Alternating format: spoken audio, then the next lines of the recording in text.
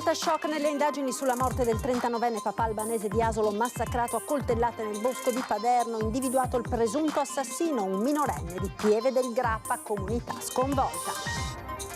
Sgominata dalla polizia una banda specializzata in razzie di bici di lusso a Villorba, avevano colpito 2 volte il Maxi Store Pinarello con un bottino di oltre 300.000 euro, il video dei ladri in azione. Stop al terzo mandato per i governatori, la reazione della Lega non si fa attendere, Marcato attacca Fratelli d'Italia, il segretario regionale Stefani, nei territori locali non sempre si seguono le logiche nazionali.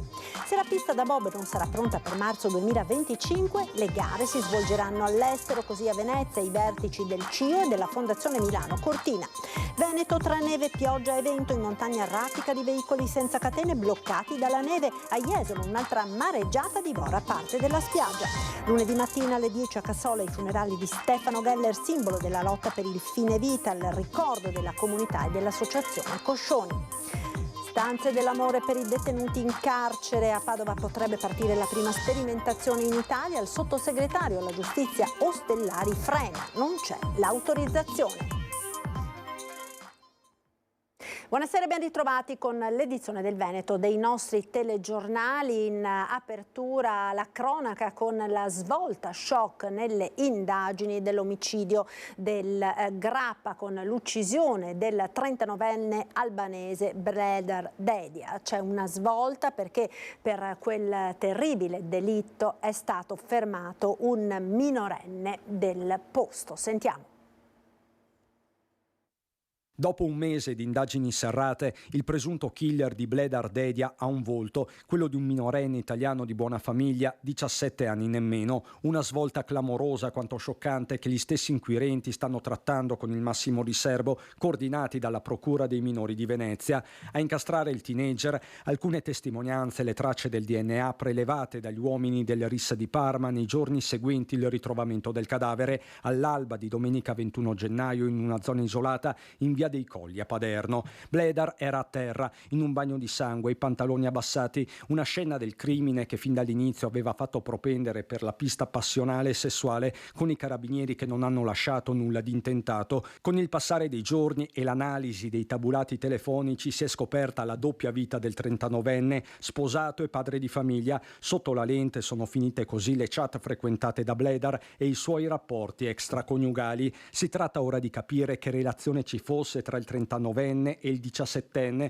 22 anni di differenza, se già si frequentassero. La vittima abitava ad Asolo, il ragazzino sarebbe di Pieve del Grappa. Bledar poi lavorava in un noto locale di Borso, non si esclude possano essersi conosciuti lì. Da appurare quindi se i due avessero un appuntamento la sera di sabato 20 gennaio, se prima della mattanza, 10 le pugnalate inferte, ci sia stato un approccio di tipo sessuale, se per caso in ballo ci fosse un compenso anche di natura economica. Interrogativi aperti, così come per l'eventuale coinvolgimento di altre persone. La stessa sindaca di Pieve del Grappa è sconvolta. Davvero è annientante pensare a un ragazzo così giovane che compie un gesto così violento. Resta tanta tristezza e davvero tanta inquietudine, perché ci tocca a tutti un fatto del genere. Ci aveva toccato la morte di Dejar sicuramente, il fatto che sia un ragazzo così giovane coinvolto in questo gesto così estremo ancora di più ci tocca. Razzia di bici al Pinarello lo scorso novembre. Presa la banda, gli agenti della questura di Pordenone hanno arrestato 4 rumeni accusati anche di altri colpi a Pordenone e in provincia di Parma. Eccoli pancia a terra mentre a passo del leopardo strisciano nel piazzale della Pinarello in Viale della Repubblica a Villorba. È lo scorso 22 novembre quando i predoni mettono a segno un furto clamoroso. Nel giro di poche ore hanno svaligiato per ben 2 volte la storica azienda, rubando biciclette da corsa per oltre 300.000 euro. Dopo 3 mesi di indagini, gli agenti della squadra mobile della questura di Pordenone hanno arrestato 4 rumeni accusati dell'assalto trevigiano e di altri 2 colpi, uno alla Mania Green di Viale Treviso a Pordenone, l'altro 4 alla società Ferramenta di Sala Baganza in provincia di Parma. 3 furti nell'arco di 7 giorni, stesso modus operandi, ingente il bottino. Oltre alle bici Pinarello sono state rubate a Pordenone 60 motoseghe e 2 gruppi elettrogeni per complessivi 50.000 euro. Nel parmense ancora diverse motoseghe e materiale da giardinaggio per 28.000 euro. Per fuggire sia a Parma che a Pordenone la banda ha utilizzato dei furgoni rubati in loco. I 4 agivano molto rapidamente con un'organizzazione militare. È un'osservazione da ex ufficiale dell'esercito che ho fatto, perché nelle immagini, come avrete avuto modo di constatare, viene adottato il cosiddetto passo del leopardo, che è uno stile tipicamente, una mossa o un atteggiamento tipicamente militare per eludere quelle che sono le telecamere, per soprattutto cercare di non destare sospetti al nemico. Le indagini hanno portato i poliziotti ad individuare la banda di trasfertisti che dalla Romania giungeva in Italia per mettere a segno furti di costose bici e materiali da giardinaggio. Concluse le scorrerie, in genere i colpi venivano messi a segno nell'arco di una decina di giorni, i 4 rientravano in patria. Fenomeno, quello dei trasfertisti, frequente nel nord-est, ma non solo. I georgiani sono notoriamente esperti nei furti in appartamento, i rumeni sono esperti, come nella circostanza, in furti nelle attività commerciali, in particolar modo quelle di squisitamente di tecnica oppure di biciclette particolari o anche di attrezzi di lavoro, come nella nostra indagine, e poi magari altre etnie si occupano di spaccio di sostanze stupefacenti. I 4 sono stati rintracciati ed arrestati in una struttura ricettiva di Verona dove alloggiavano, ma avevano anche preso in affitto un appartamento nel quale sono state rinvenute 6 costosissime mountain bike, seghe elettriche ed altro materiale verosimilmente rubati nei giorni scorsi. La politica ora, dopo la bocciatura in Commissione Affari Costituzionali della proposta di un terzo mandato, arrivano le reazioni della Lega. L'assessore Roberto Marcato suona la carica con attacco a Fratelli d'Italia e Forza Italia. Noi candideremo un candidato leghista, una donna, un uomo, e se la coalizione vorrà far parte di questa nuova e affascinante avventura, bene, altrimenti noi siamo prontissimi ad andare da soli con una lista Lega, lista Zaia, una lista autonomista e chi ci sta per il buon governo dei Veneti. L'attacco è diretto agli alleati di Fratelli d'Italia, mai come ora così lontani. Non usa mezze misure l'assessore regionale e storico esponente leghista Roberto Marcato all'indomani della bocciatura in Commissione Affari Costituzionali dell'emendamento che avrebbe concesso ai governatori delle regioni di candidarsi per un terzo mandato. Per il sottosegretario Massimo Bitonci sono i cittadini a dover scegliere i propri amministratori. È anche vero che decide la gente poi se il sindaco o il governatore ha ben operato oppure no, quindi non si toglie la possibilità, anzi è un ampliamento della democrazia. Quindi ho trovato assolutamente fuori luogo il fatto che si è voluto spostare magari ad altri provvedimenti o dire cominciamo a ragionare su un provvedimento complessivo. Io penso, come dice Luca Zaia, che la partita non sia assolutamente chiusa. Per il segretario regionale del Carroccio, l'onorevole Alberto Stefani, le elezioni regionali non seguono le dinamiche spesso lideristiche delle votazioni nazionali. La Lega ha una forza sul territorio molto importante, che somma alla forza del partito anche tanti amministratori, tante liste civiche territoriali, tanti gruppi che sul territorio hanno il loro consenso e l'hanno dimostrato anche alle ultime regionali. Il consenso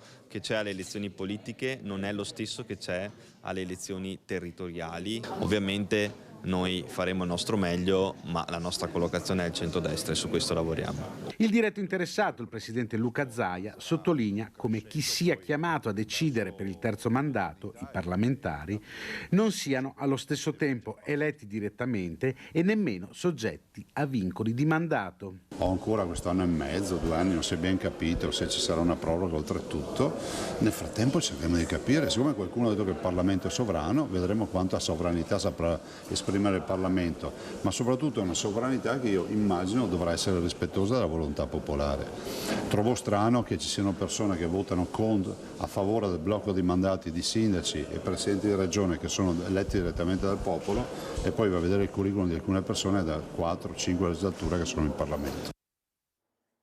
E la questione del terzo mandato per i governatori e l'aumento del numero dei consiglieri per le piccole regioni sono le richieste che appunto le regioni hanno inviato in una lettera mandata dal presidente della conferenza delle regioni Massimiliano Fedriga al governo, in particolare al ministro Calderoli. Fedriga ha commentato così la bocciatura dell'emendamento sul terzo mandato.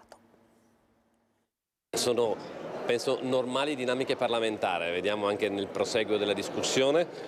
L'unica cosa che mi sento di propiziare è un coinvolgimento delle regioni nel processo decisionale, perché mi sembrerebbe profondamente scorretto decidere sull'organizzazione istituzionale democratica delle regioni senza le regioni. Noi abbiamo mandato ieri come conferenza la richiesta al governo di un incontro come conferenza delle regioni. E quindi ci auguriamo che si ascolti anche chi è direttamente coinvolto, perché mi sembrerebbe alquanto particolare che si limitasse a un dibattito tra parlamentari.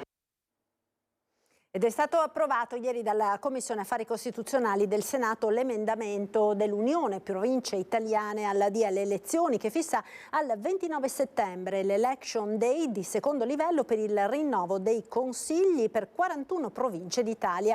Per il Veneto sono chiamati a votare quel giorno i sindaci delle province di Treviso, Rovigo e Vicenza che si esprimeranno per l'elezione dei nuovi consiglieri provinciali. Confermata invece, come già precedentemente comunicato, la data del 16 marzo per le elezioni nelle province di Belluno, Padova e Verona, chiamate a rinnovare i propri consigli provinciali entro i 90 giorni successivi alla data del 18 novembre 2023, naturale termine di scadenza biennale dall'ultimo rinnovo del 21.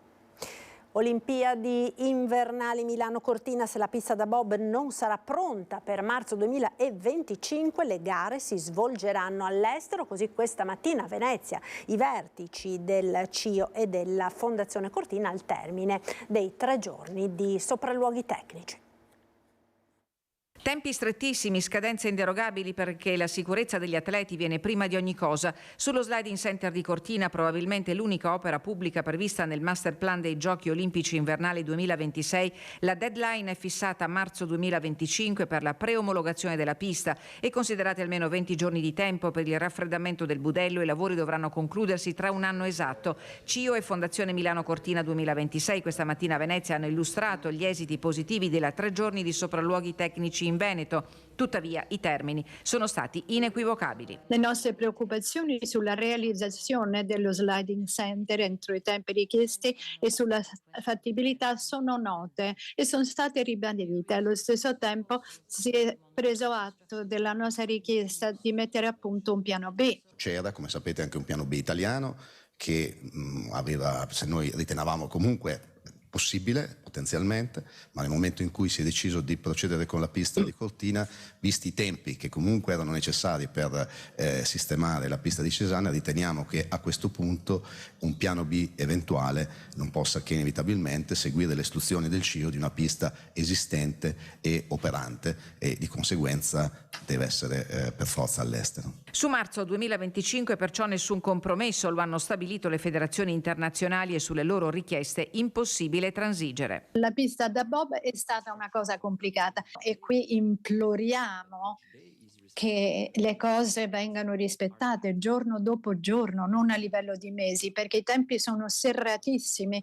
Se la pista non potrà essere utilizzata per i Giochi 2026, la fiducia del CIO viene riposta sulla legacy, sull'eredità dell'impianto che avrà un futuro assicurato. Questa sede avrà un futuro e ci sarà un piano dettagliato che verrà presentato per la legacy. Questo è molto importante. Al piano sta lavorando la Regione Veneto e la sua versione finale sarà pronta a stretto giro. È una pista iconica, è una pista che si potrà candidare a molti eventi, penso alle Olimpiadi invernali giovanili 2028, a campionati della Coppa del Mondo, a mondiali. È una pista che comunque sarà oggetto di visita da parte di tutti gli atleti del mondo, è una pista che noi vogliamo vedere nella legacy e quindi nell'eredità, diciamo in quello che sarà il suo futuro, anche in un utilizzo non solo invernale ma anche estivo. La 3 giorni del CIO nello scenario bucolico del Veneto segna un passo importante verso il traguardo olimpico. Chiosa, Giovanni Malagò.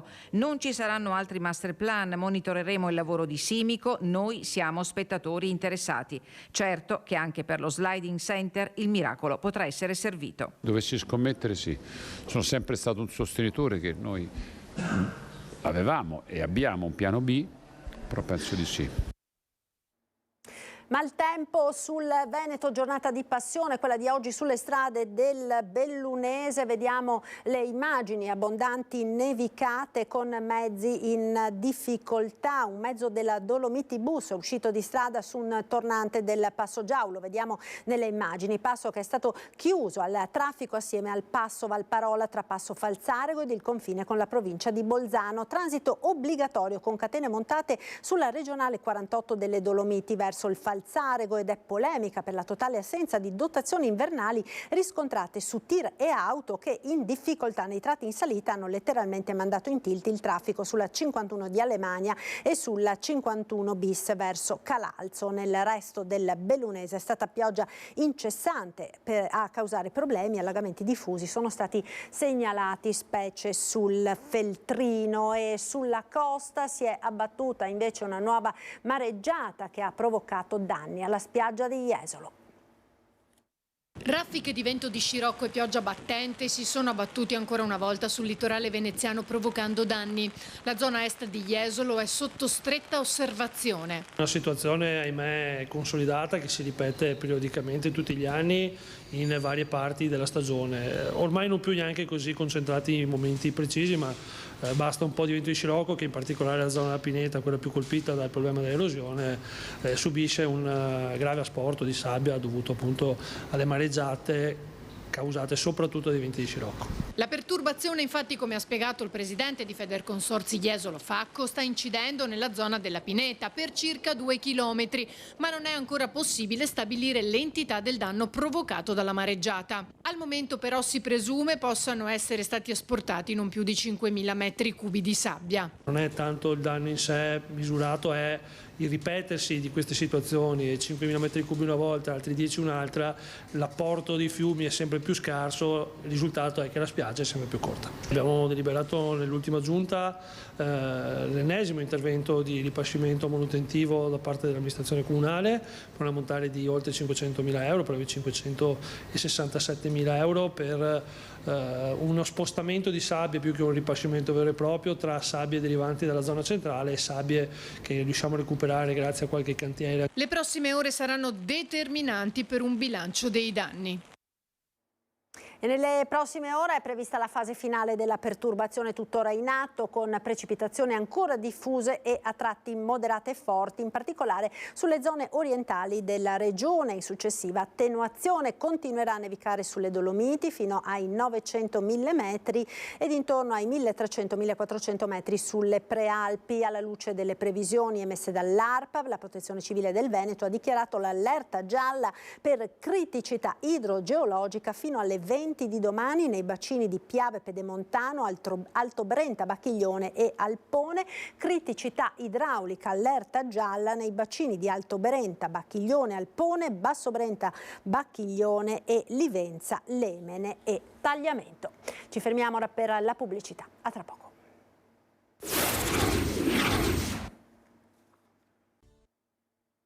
Eccoci in diretta con l'edizione del Veneto dei nostri notiziari. Proseguiamo con la notizia arrivata ieri della morte di Stefano Geller, che ha scosso profondamente la comunità di Cassola e chiunque lo abbia affiancato in questa lunga battaglia per il fine vita. Si terranno lunedì prossimo, il 26 febbraio alle 10 nella chiesa di San Giuseppe di Cassola, dove viveva, i funerali di Stefano Geller, il 51enne balzato agli onori della cronaca nazionale per la sua battaglia per il fine vita. Afflitto da una gravissima forma di distrofia muscolare, patologia incurabile degenerativa, Geller da anni lottava per vedere diventare legge un diritto inconfutabile, portato avanti con dignità, forza e coraggio. Dopo aver ottenuto l'ok dall'azienda sanitaria per il suicidio assistito, il 16 novembre scorso fu udito in 5ª Commissione regionale sanità per far sì che il Veneto, la sua regione, fosse la prima d'Italia ad attuare questa normativa. Così non accadde, ma il 51enne non si arrese, anzi affrontò anche i numerosi attacchi da alcuni esponenti politici che gli diedero ancor più forza. Questi attacchi anche personali mi fanno capire che siamo nella direzione giusta. Il suo esempio sarà uno sprone per chi credeva in questa battaglia. Questo passaggio sarà di stimolo per molti affinché chi deve, la regione ma anche il governo soprattutto, fare questa legge tanto richiesta venga finalmente fatta. È veramente uno scandalo che non sia stata fatta. Un uomo che ha dato anima e corpo per i diritti delle persone malate con disabilità, come ricorda il coordinatore della cellula Vicenza Padova dell'associazione Coscioni, Diego Silvestri, che sottolinea il senso della grandezza del lavoro portato avanti da Geller. Una battaglia politica sì, ma nel senso più alto e puro del termine. Il massimo della politica è fare per altri, fare per i nostri fratelli. E Stefano ci insegna una cosa molto importante: lui ha fatto delle cose non per se stesso, e questo va ricordato, lo ricorderemo in vita, perché credo che sia la cosa più profonda della politica, cioè l'ha fatto per altri.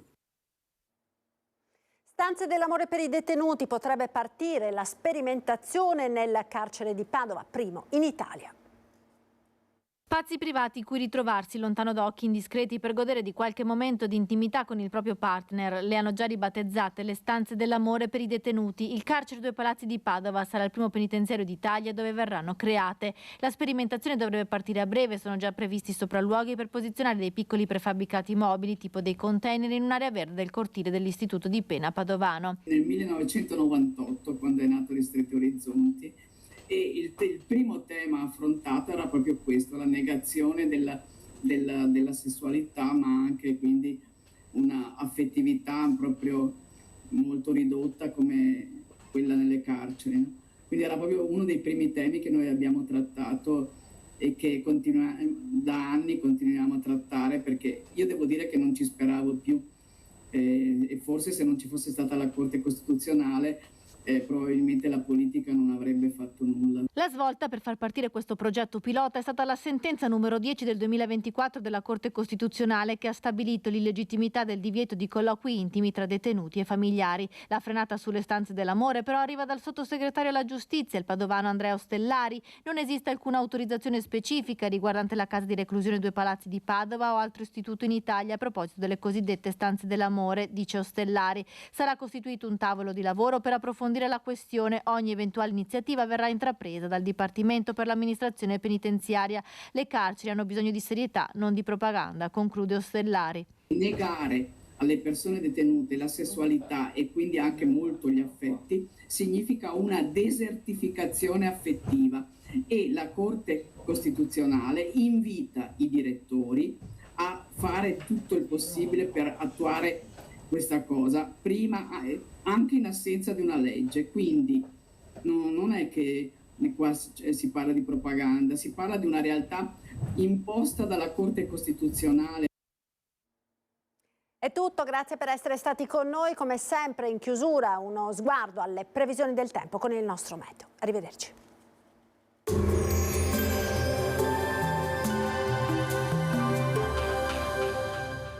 Cooperativa Agricola Volpago offre carni fresche e selezionate di prima qualità, senza uso di antibiotici, direttamente dagli allevamenti locali dei nostri soci allevatori. Bentrovati al meteo. Scenario decisamente movimentato. Sabato 24 febbraio, tempo ancora spiccatamente instabile. Vediamo insieme il dettaglio. Sul Veneto condizioni di variabilità, al mattino avremo ampie schiarite soleggiate, a seguire possibili ancora delle precipitazioni da locali a sparse. Il limite della neve sarà intorno ai 900-1100 metri. Temperature stazionarie, minime tra 2 e 6 gradi, massime tra 9 e 14 all'incirca. Ci spostiamo ora sul Friuli Venezia Giulia. Anche qui al mattino avremo un generale miglioramento, ma tra pomeriggio e sera sarà possibile qualche rovescio sparso, anche temporalesco. Temperature minime sui 4-9 gradi, massime intorno agli 11-12 gradi. Infine diamo uno sguardo alla situazione del Trentino Alto Adige. Si alterneranno anche in questo caso annuvolamenti, schiarite e qualche rovescio, nevoso oltre i 1000 metri di quota. Temperature minime tra 1 e 2 gradi, massime sui 9-10 all'incirca. Dal meteo di Antena 3 per ora è tutto, grazie per l'attenzione. Arrivederci.